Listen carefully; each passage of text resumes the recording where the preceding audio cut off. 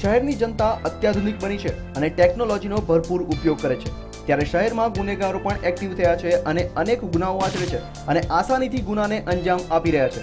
ત્યારે સૌથી વધારે ગુનાની વાત કરીએ તો ફેસબુક દ્વારા કરવામાં આવતી હેરાનગતિ અને ઓનલાઈન છેતરપિંડીના બનાવોનો વ્યાપ વધુ નજરે પડે છે।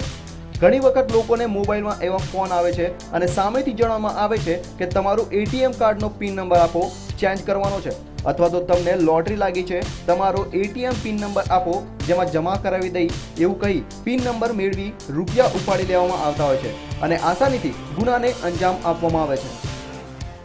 મુદ્દો એ છે કે બસ એ લોકો પોતા ડેટાબેઝ ગમે ત્યાંથી મેળવી લે છે ગુનેગારો અને પબ્લિક સાથે એક લલચાવી અને ફોન કરે છે અને ભોળપણમાં પ્રજા આ લોકો પિન નંબર ને કોડ નંબર આપી દે છે, ત્યાર તારીખનો ડેટા બનાવી અને બેંકમાંથી પૈસા ઉપાડી લે છે। જરૂરી એ છે કે આવા વ્યક્તિઓને અજાણ્યા વ્યક્તિઓ સાથે વાર્તાલાપ કરવાની જરૂર નથી, ફોનથી વાત કરવાની જરૂર નથી અને કોઈ ડેટા આપવાની જરૂર નથી। તો આ લોકો ખાસ કરીને છે યુપી, નોઈડા અને ગાઝિયાબાદ અને મુંબઈના હોય છે। આ લોકો છોકરાઓ એક જાણીતા હોશિયાર છોકરાઓ હોય છે અને કસ્ટમર કેરમાંથી ડેટા મેળવી અને જુદી જુદી વ્યક્તિઓ સાથે આ ડેટા ભેગા કરી અને આ રીતે ચીટિંગ કરી। આરોપીઓ ખૂબ જ સાતીર હોય છે। આ રીતે ગુનાને અંજામ આપવા માટે પહેલા મોબાઈલનો ડેટાબેઝ મેળવી લેતા હોય છે અને બાદમાં એ નંબર પર ફોન કરી અને ગુનાને અંજામ આપતા હોય છે। સાથે સાથે આરોપીઓ ઓનલાઈન ક્રેડિટ કાર્ડથી ખરીદી કરતા હોય તેવા લોકોને પણ ટાર્ગેટ કરી ગુનો આચરતા હોય છે। આ લોકો મુખ્યત્વે યુપી, ગાઝિયાબાદ, નોઈડા, દિલ્હી અને મુંબઈના હોય છે અને ત્યાંથી જ પોતાનું નેટવર્ક ઓપરેટ કરતા હોય છે। મુદ્દો એ છે કે બસ એ લોકો પોતા ડેટાબેઝ ગમે ત્યાંથી મેળવી લે છે ગુનેગારો અને પબ્લિક સાથે એક લલચાવી અને ફોન કરે છે અને ભોળપણમાં પ્રજા આ લોકો પિન નંબર ને કોડ નંબર આપી દે છે, ત્યાર તારીખનો ડેટા બનાવી અને બેંકમાંથી પૈસા ઉપાડી લે છે। જરૂરી એ છે કે આવા વ્યક્તિઓને અજાણ્યા વ્યક્તિઓ સાથે વાર્તાલાપ કરવાની જરૂર નથી, ફોનથી વાત કરવાની જરૂર નથી અને કોઈ ડેટા આપવાની જરૂર નથી। તો ક્યારે પણ છેતરાવો નહીં। આ લોકો ખાસ કરીને છે યુપી, નોઈડા અને ગાઝિયાબાદ અને મુંબઈના હોય છે। આ લોકો છોકરાઓ એક જાણીતા હોશિયાર છોકરાઓ હોય છે અને કસ્ટમર કેરમાંથી ડેટા મેળવી અને જુદી જુદી વ્યક્તિઓ સાથે આ ડેટા ભેગા કરી અને આ રીતે ચીટિંગ કરી રહ્યા છે। જો ગત વર્ષ અને ચાલુ વર્ષના આંકડા પર નજર કરીએ તો સાયબર સેલમાં આવેલી અરજી તો ઓનલાઈન ચીટિંગમાં 2014માં 14 જેટલા ગુનાઓ નોંધાયા છે, જ્યારે 2013માં આ ગુનાઓની સંખ્યા 23 હતી। ફેસબુક દ્વારા છેતરપિંડી કરવામાં આવેલી ઘટનાઓમાં 40 જેટલી સંખ્યા 2014માં નોંધાઈ છે, જ્યારે આ આંકડો 2013માં 50નો હતો।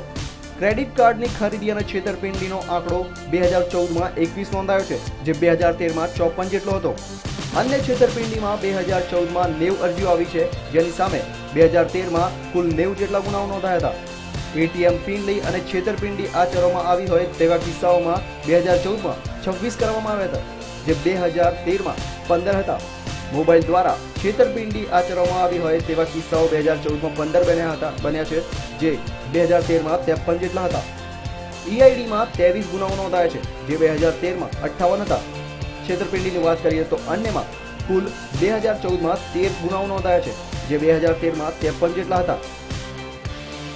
એટલા ગુના બની રહ્યા છે અને લોકોની સામાન્ય બેદરકારીના કારણે નિર્દોષ લોકો ભોગ બની રહ્યા છે, ત્યારે લોકોએ આવા ગુનેગારોથી કઈ રીતે બચવું એ સાંભળી સાયબર સેલના એસીપી પાસેથી। જાણો જે ફોન કરનાર માણસ તેના પર વિશ્વાસ કરવો નહીં। ક્યારેય પણ બેંક દ્વારા એવું કંઈ કહેવામાં નથી આવતું કે ભાઈ તમારું એટીએમ કાર્ડ કે ડેબિટ કાર્ડ રિન્યુ કરવાનું છે, તમે ડેટા આપો। ક્યારેય પણ ડેટા આપવાના નથી હોતા, બિલકુલ ડેટા આપવાના નથી હોતા અને તેમાં કોઈ લોટરી પણ એવી લાગતી નથી હોતી કે ભાઈ તમને લોટરી લાગી ગઈ 2 લાખની 3 લાખની આટલા રૂપિયા તમે બેંકમાં જમા કરાવો તો તમને આ થશે। આ પ્રલોભન અને વિશ્વાસમાં કોઈ સાબુ નહીં અજાણ્યા માણસો અને જ્યારે એવું શંકા લાગે તો એ નંબર તાત્કાલિક નજીકના થાણામાં જાણ કરવી અને તમે સર્ચ કરો કે એ નંબર કોના માલિકીનો છે, તાત્કાલિક આપણે ટ્રેસ કરી શકાય છે। આ આંકડાઓ જ બતાવે છે કે જેમ ટેકનોલોજીનો વ્યાપ વધ્યો એમ ગુનાની સંખ્યામાં પણ વધારો થઈ રહ્યો છે। બીજી તરફ પોલીસ પણ આવા ગુનાઓનો ભેદ ઉકેલવા માટે સુસજ્જ છે અને અત્યાધુનિક બની છે, પરંતુ એક વાત ચોક્કસ કહી શકાય કે પોલીસ ગુનાઓ શોધવા માટે અનેક ઉપકરણો વસાવે છે અને આ પ્રમાણમાં ગુના શોધવામાં પોલીસ સફળ રહી નથી, ત્યારે લોકોએ પણ થોડી સાવચેતી દાખવી ભોગ બનતા બચવું હિતાવહ છે। કેમેરામેન મિત ભટ્ટ સાથે કશ્યપ જોશી, ન્યૂઝ ઓનલાઈન, અમદાવાદ।